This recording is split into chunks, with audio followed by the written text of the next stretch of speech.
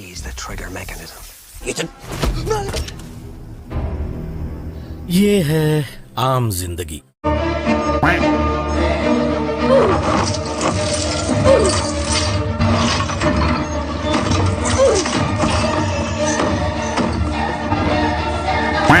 ये है मेंटोस जिंदगी।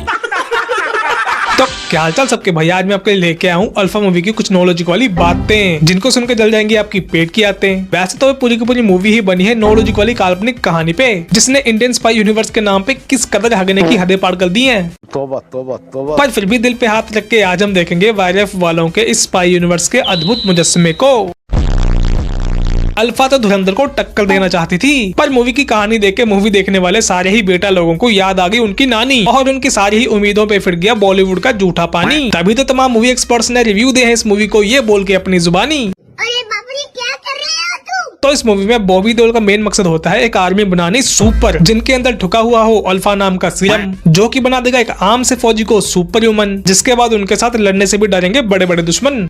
मतलब स्पाई यूनिवर्स के नाम पे इन्होंने अपनी मूवी में हॉलीवुड की सुपर हीरो मूवीज वाली स्टोरी ही घुसेड़ दी। Well done. खैर मूवी के स्टार्टिंग की कहानी में जब बॉबी देओल अपने अल्फा आर्मी के जाबाज सिपाहियों की स्किल्स का दे रहे होते हैं डेमो, तो एक सीनियर अफसर इनसे पूछते हैं कि इतने अंधेरे में दिखाई कैसे दे रहा है इनको। तो इस बात पे इन भाई साहब का यह जवाब होता है, इन्हें देखने की जरूरत ना है क्योंकि ये सुन सके हैं। ये क्या लॉजिक हुआ भाई? क्या जिनकी सुनने की शक्ति ज्यादा होती है उनको देखने की जरूरत नहीं पड़ती? भाई कोई भी बंदा हो बंदूक का निशाना तो आंखों से देख के ही लगाएगा ना। फुल सन्नाटे में कौन सी किसकी आवाजें सुन के दुश्मनों पे गोलियां चलाएगी आपकी अल्फा आर्मी। ये क्या है? अल्फा अल्फा मतलब? सीक्रेट प्रोग्राम है इंडिया के नेक्स्ट जनरेशन सोल्जर्स तैयार करने के लिए। गजब। इस मूवी के अंदर सबसे बड़ा ब्लंडर बॉबी देओल और आलिया भट्ट ने किया है। मतलब जब इनका मिशन टॉप सीक्रेट है तो इन्होंने अपने मिशन के सीक्रेट लोगों को आलिया की बाजू पे क्यों गोद दिया है? ऐसे ही सेक्सी लग रहा था। और ऊपर से स्पाई एजेंट आलिया बड़ी ही खूबी से अपनी पहचान को छुपाते हुए दिख रही हैं। ये तो कपड़े भी कम ही पहन के लड़ती हैं, ताकि जिनको ना भी पता हो उनको ये लोगो देख के पता चल जाए कि ये तो अल्फा सीरम और मिशन की नाजायज औलाद है। आदित्य धर के धुरंधर में हमको देखने को मिली पीक डिटेलिंग, पर इधर तो किसी ओल्ड बॉलीवुड मूवी की तरह ड्रामे चल रहे हैं। अनिल कपूर यानी कि बॉलीवुड के पापा ने अपनी प्रेग्नेंट पत्नी की कमजोर बॉडी को इम्यून करने के लिए चोरी चुपके अल्फा के सीरम को उसकी गुद्दी में ठोक दिया। फिर कुछ दिनों बाद पता चलता है कि अल्फा सीरम की पावर तो निकली एक्सपायर, जिसकी वजह से अल्फा आर्मी के कई लोग हो गए एक्सपायर। फिर क्या बेबी डिलीवरी के समय पापा की पत्नी की निकल जाती है जान, और बॉबी देओल भी इस सारे कांड के बारे में जाता है जान, और वो अभी अभी पैदा हुई आलिया भट्ट को अपने बाप की जागीर बताता है और उठा के अपने साथ ले जाता है। पर जब अनिल कपूर बंदूक उठाता है तो वो झूठ मोटी बच्ची को मरा हुआ बताता है। मर गई गुरुजी। पर ट्विस्ट यहाँ पे एक नहीं दो होते हैं। पहला ये कि वो मरी हुई बच्ची आलिया नहीं थी, और दूसरा ये कि पापा अनिल कपूर को एक नहीं दो बेटियां पैदा हुई थी। कर्नल फतेह ने जो कहा मैंने सब सुना। हमारी दूसरी बेटी, जिनमें से एक को वो सबसे छुपा के स्पेन ले जाता है, और एक को झूठ बोल के बॉबी देओल एक्सपेरिमेंट लैब में ले जाता है। इसकी माँ का नाम जानकी था, हम इसे सीता बुलावेंगे। अच्छा। और बॉबी देओल से जो ये बच्ची बच पाई थी वो नर्स की वजह से बची थी। लेकिन बॉबी देओल के आने से पहले जब दोनों बच्चियां पैदा हो ही गई थी तो नर्स को कैसे नहीं पता चल पाया कि एक बच्ची तो मरी हुई है, और वो बॉबी देओल के इस इतने बड़े झूठ को अनिल कपूर को बता क्यों नहीं पाई? पता नहीं। इतनी कहानी सुन के आपको लग रहा होगा कि क्या ये स्पाई मूवी है? ये तो बॉलीवुड की ऑल टिपिकल मूवीज की तरह माँ बाप और बच्चों की बिछड़ने मिलने की कहानी लग रही है। ये क्या बना दिया तुमने? तुम्हारा दिमाग ठिकाने पर है? सर जैसे इन्होंने बताया वैसे ही मैंने बनाया। फिर जब आलिया बड़ी हो जाती है तो उसको पता चलता है कि वो तो एक एक्सपेरिमेंट की पैदाइश है, और इस ह्यूमन एक्सपेरिमेंट को आगे बढ़ाने के लिए बॉबी देओल को इसकी जान की भी कोई परवाह नहीं है। निष्ठा बलिदान मांगती है। तो यह गुस्से में आ जाती है और सबको मारने की सोचती है। फिर यह सस्ती ब्लैक विडो बन के अपनी माउंटेन बाइक को उठा के एक वीरान सी जगह में बनी एक्सपेरिमेंट फैक्ट्री में आ जाती है, जहाँ पे उसकी बचपन से लेके अभी तक ट्रेनिंग हुई होती है। फिर जैसे ये बाइक से उतरती है इसके हाथ बिल्कुल खाली होते हैं, पर अगले ही कट में इसके हाथ में पता नहीं कहां से फ्रेंच फ्राइज आ जाते हैं, जिनको खाते खाते वॉक करते हुए एंट्री मार के कूल बनने की नाकाम कोशिश करती है ये। फिर ये वन वुमेन आर्मी बन के सारे लोगों को बड़े आराम से निपटा देती है, और इस फैक्ट्री को सस्ते विफेस की सस्ती आग में जला देती है, और निकल पड़ती है इस बाइक की एड करते हुए। इस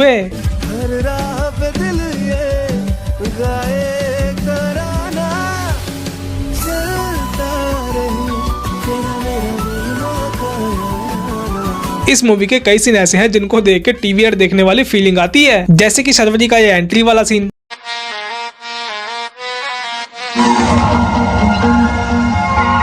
अब आप ही बताओ कि ये किस एंगल से किसी सॉन्ग का सीन लग रहा है? ये तो साफ साफ कैल्विन क्लेन की एड का पार्ट लग रहा है। रियल इंडियन फोर्सेस में लेडीज कुछ ऐसी दिखती हैं, पर बॉलीवुड स्पाई मूवीज के खुफिया एंड फोर्सेस के स्पाई एजेंट्स कुछ ऐसे दिखते हैं। गाना बजाना तो इनके खून में होता है। इनको एक आध वेपन चाहे चलाना कम आता हो, पर चुलबुले गानों पे कमर थिरकाना इनको खूब अच्छे से आता है।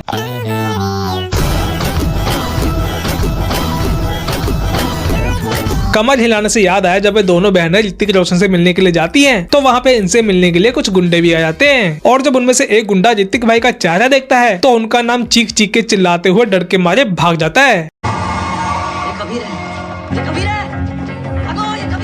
क्या गुंडा बनोगे भाई? एजेंट कबीर तो इंटरनेशनली फेमस है भाई, लेकिन वो स्पाई एजेंट ही कैसा जिसको छोटे मोटे गुंडे लोग ही पहचान ले। ऐसे तो यार रणवीर सिंह की तरह हुलिया बदल के कहीं भी किसी भी जगह पे घुसपैठ नहीं कर पाएगा। ये जिस देश भी जाएगा वहाँ की नेशनल एजेंसीज तो बाद में, पहले वहाँ के लोग ही इसको पहचान के पकड़ लेंगे और खूब पीटेंगे। सही पकड़े हैं। ये रणवीर सिंह की कॉपी तो नहीं कर पाए, लेकिन चलती मूवी में रणवीर सिंह के जैसे चिंग्स की एड कर डाली।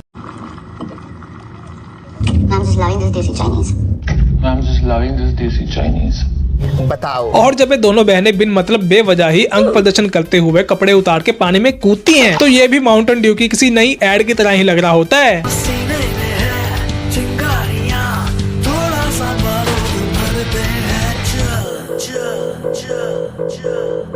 आज कुछ तूफानी करते हैं।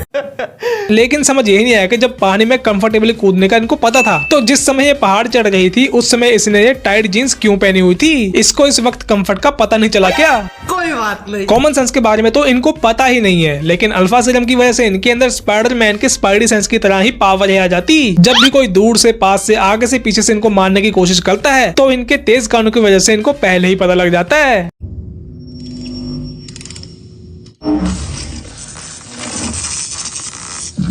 दिल दुखा है लेकिन टूटा तो नहीं है।